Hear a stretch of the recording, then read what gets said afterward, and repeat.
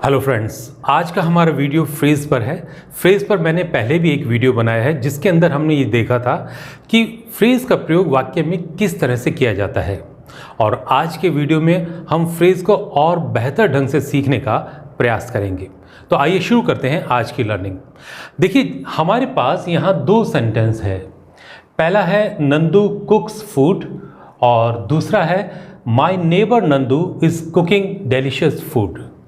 इन दो सेंटेंस की जब हम बात करें तो अगर हमें देखना हो कि दोनों सेंटेंसेस में फ़र्क क्या है, तो उससे पहले हमें ये पता होना चाहिए कि सेंटेंस कहते किसको हैं। सेंटेंस की जब हम परिभाषा की बात करते हैं तो sentence is a group of meaningful words which has a subject and a verb and gives A complete sense. यानी सेंटेंस एक अर्थपूर्ण शब्दों का समूह है जिसमें एक सब्जेक्ट होता है और एक वर्ब होती है और ये एक संपूर्ण अर्थ जो है वो देता है। तो देखते हैं इस कसौटी पर इन दोनों वाक्यों को। यहाँ इस वाक्य में नंदू कुक्स फूड में हमारे पास नंदू सब्जेक्ट है, कुक्स वर्ब है और ये कंप्लीट सेंस जो है वो हमें दे रहा है। अब आइए देखते हैं दूसरा वाक्य, माई neighbour Nandu is cooking delicious food. इस वाक्य में माई नेबर नंदू हमारे पास एक सब्जेक्ट है, इज कुकिंग ये वर्ब हुई और पूरा कंप्लीट सेंस जो है वो हमें इस वाक्य से मिल रहा है। तो इस हिसाब से तो दोनों हमारे पास सेंटेंस हैं। लेकिन जब हम अंतर की बात करते हैं कि दोनों वाक्यों में अंतर क्या है, तो एक मोटा मोटा अंतर तो आप जो कह सकते हैं कि सर पहले वाला वाक्य जो है वो प्रेजेंट इंडेफिनाइट में है और दूसरा वाला वाक्य जो है वो प्रेजेंट कंटिन्यूअस का है। लेकिन यहाँ हम फ्रेज के संबंध में बात कर रहे हैं।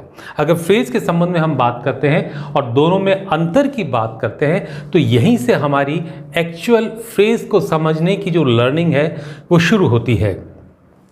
देखिए, हमारा जो पहला सेंटेंस है इसके अंदर नंदू एक नाउन है और ये नाउन सिर्फ एक शब्द से मिलकर बना हुआ है, तो इसके अंदर कोई फ्रेज नहीं है। इसी प्रकार से जो वर्ब है वो भी एक ही शब्द से मिलकर बनी है, इसलिए ये इसमें कोई फ्रेज नहीं है। और इसी तरह से यहाँ जो ऑब्जेक्ट है, ऑब्जेक्ट के रूप में जो नाउन है वो भी एक सिंगल वर्ड से मिलकर बना है, इसलिए यहाँ पर कोई फ्रेज नहीं है। जबकि इस दूसरे वाक्य में हमारे पास फ्रेज है।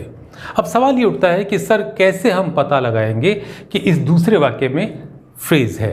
तो इसको समझना भी बहुत ही सरल है। देखिए, माई नेबर नंदू, यहाँ ये नंदू शब्द वही है जो नंदू शब्द यहाँ आया था, लेकिन यहाँ नंदू शब्द नाउन के रूप में सिर्फ एक सिंगल वर्ड था, जबकि माई नेबर नंदू ये पूरा का पूरा हमारे पास एक नाउन है जो कि 3 शब्दों से मिलकर बना है।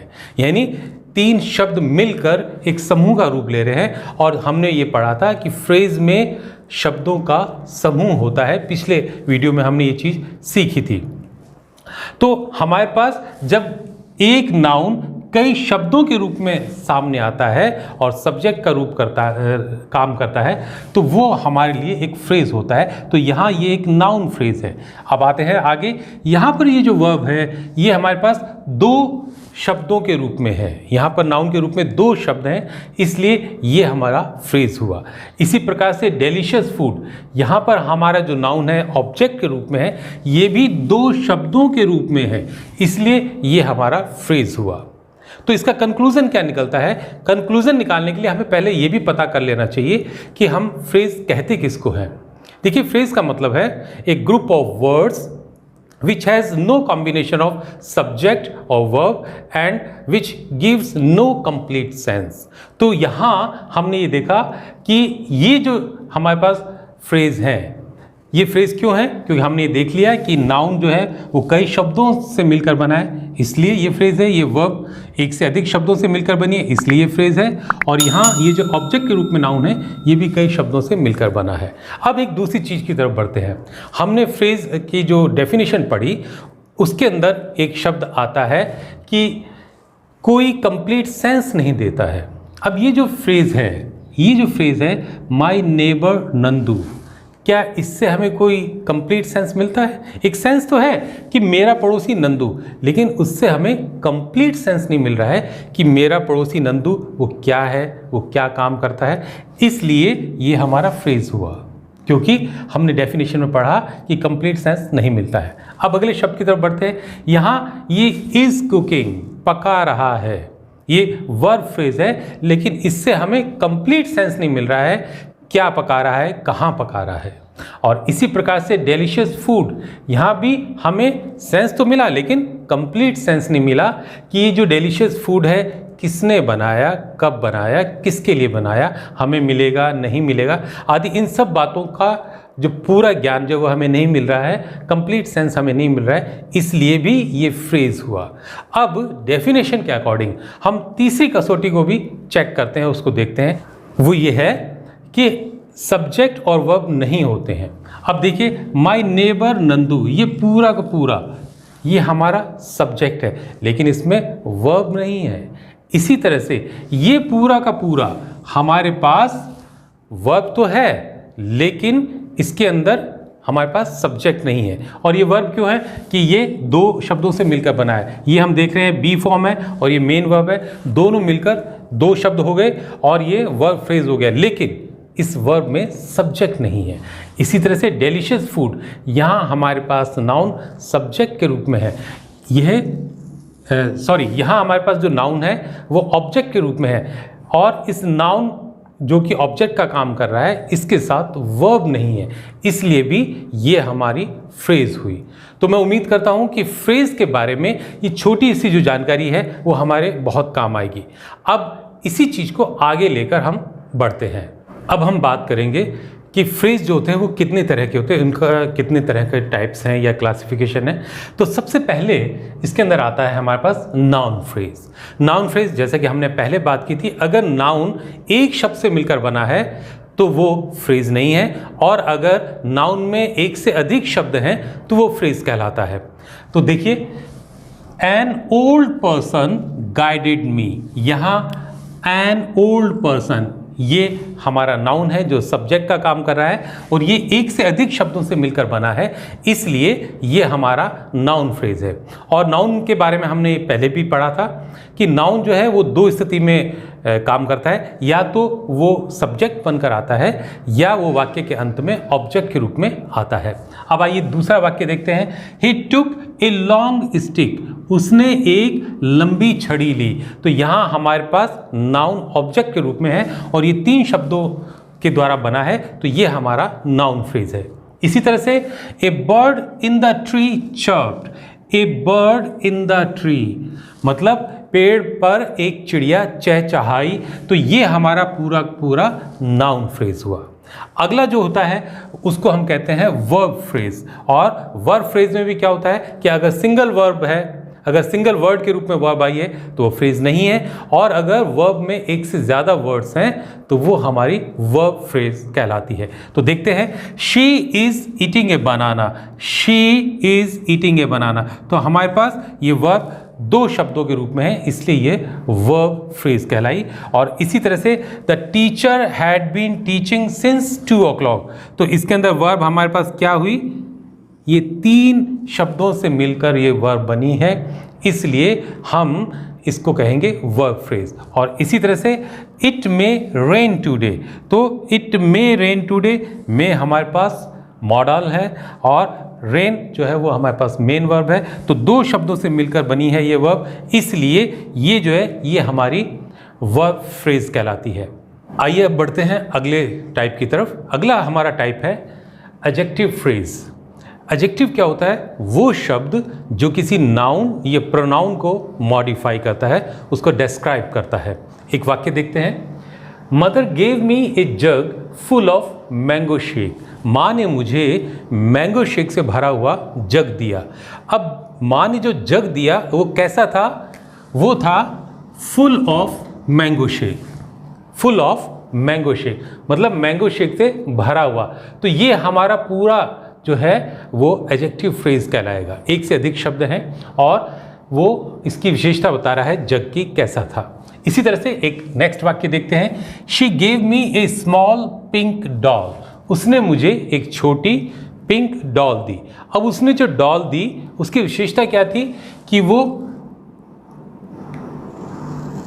स्मॉल थी, पिंक थी और डॉल थी। कितने शब्द हैं देखिए, पिंक थी वो, स्मॉल थी और ए, ये शब्द मिलकर जो है वो एडजेक्टिव फ्रेज को बना रहे हैं। हम जानते हैं कि पिंक और स्मॉल इसकी विशेषता बता रहे हैं, और ए भी हम जानते हैं इनडेफिनाइट आर्टिकल कहलाता है और ये भी एक तरह से एडजेक्टिव का काम करता है। इसलिए ए स्मॉल पिंक डॉल ये हमारा पूरा एक एडजेक्टिव फ्रेज हुआ। अब नेक्स्ट पे बढ़ते हैं, ये है एडवर्ब फ्रेज। एडवर्ब फ्रेज वो शब्द जो किसी वर्ब को या एडवर्ब को या फिर किसी एडजेक्टिव को मॉडिफाई करते हैं, उन्हें हम एडवर्ब फ्रेज कहते हैं। उदाहरण के लिए, after the storm the town grew quiet, मतलब तूफान के बाद टाउन जो है वो बिल्कुल शांत हो गया। तो इस सेंटेंस में आफ्टर द स्टॉर्म ये जो है ये हमें विशेषता बता रहा है किसकी? ग्रू की। कैसा हो गया टाउन? वो शांत हो गया। कब? After the storm. तो ये हमारा पूरा का पूरा एडवर्ब फ्रेज कहलाएगा। इसी तरह से she looked out the window, इस सेंटेंस में आउट द विंडो ये हमारा पूरा एडवर्ब फ्रेज कहलाएगा। दोस्तों हमें ये ध्यान रखना चाहिए कि जो एडवर्ब फ्रेज होते हैं वो हमें कब, क्यों, कहाँ, कैसे, इन बातों का हमें जवाब देते हैं। तो यहाँ जैसे हमें जवाब मिल रहा है कि उसने कहाँ देखा, वेयर का जवाब मिल रहा है आउट द विंडो, विंडो के बाहर। तो ये हमारा पूरा पूरा जो है वो एडवर्ब फ्रेज कहलाया। इसी तरह से एक चीज़ का हमें और भी ध्यान रखना चाहिए कि एडवर्ब फ्रेजेस जिस वर्ब को मॉडिफाई करते हैं उससे पहले भी आ सकते हैं और उसके बाद में भी आ सकते हैं। और दूसरी बात, सेम वर्ड को एक से अधिक एडवर्ब फ्रेजेस भी मॉडिफाई कर सकते हैं। आई रिपीट, सेम वर्ड को एक से अधिक एडवर्ब फ्रेजेस मॉडिफाई कर सकते हैं। इस सेंटेंस में देखते हैं, in the first inning he bat with great control. इसके अंदर देखिए, इन द फर्स्ट इनिंग मतलब पहली पारी में उसने बहुत कंट्रोल के साथ बल्लेबाजी की। अब इसके अंदर आप देखिए, उसने बल्लेबाजी की in the first inning, first inning में, तो इस वर्ब को ये मॉडिफाई कर रहा है, तो ये हमारा एडवर्ब फ्रेज हुआ। इसी तरह से यहां हमें जवाब मिला व्हेन का। इसी तरह से उसने बल्लेबाजी कैसे करी, ये जो वर्ब है इसका जवाब हमें मिल रहा है विद ग्रेट कंट्रोल। मतलब विद ग्रेट कंट्रोल ये जो एडवर्ब फ्रेज है ये इस वर्ब को दोबारा मॉडिफाई कर रहा है। मतलब सेम वर्ड को एक से अधिक एडवर्ब फ्रेजेस मॉडिफाई कर सकते हैं। इसलिए इस सेंटेंस में हमारे पास 2 एडवर्ब फ्रेजेस हुए। अब आते हैं नेक्स्ट टाइप पर, और वो है हमारा प्रेपोजिशनल फ्रेज। प्रेपोजिशनल हम जानते हैं कि कोई प्रेपोजिशन है और उसके साथ जो आगे ऑब्जेक्ट आता है वो मिलकर प्रेपोजिशनल फ्रेज को बनाते हैं। देखिए, the kids were laughing at the joker. इस सेंटेंस में हमारे पास प्रेपोजिशन है एट और इसका हमारे पास ऑब्जेक्ट है द जोकर। तो ये पूरा का पूरा हमारा क्या हो गया? Prepositional phrase. इसी प्रकार नेक्स्ट में देखिए, ही always speaks in A loud voice, वह हमेशा जोर से बोलता है। तो इस सेंटेंस में इन हमारा प्रेपोजिशन है और ये इसके साथ पूरा का पूरा जो है वो हमारा प्रेपोजिशनल फ्रेज कहलाया। तो फ्रेंड्स, मुझे उम्मीद है आज के वीडियो से आपने फ्रेज को और अच्छे से जानने और समझने की कोशिश की है। अगर आपको ये वीडियो पसंद आया है तो लाइक कीजिए और सब्सक्राइब कीजिए। मिलते हैं अगले वीडियो में। Thanks for watching, take care.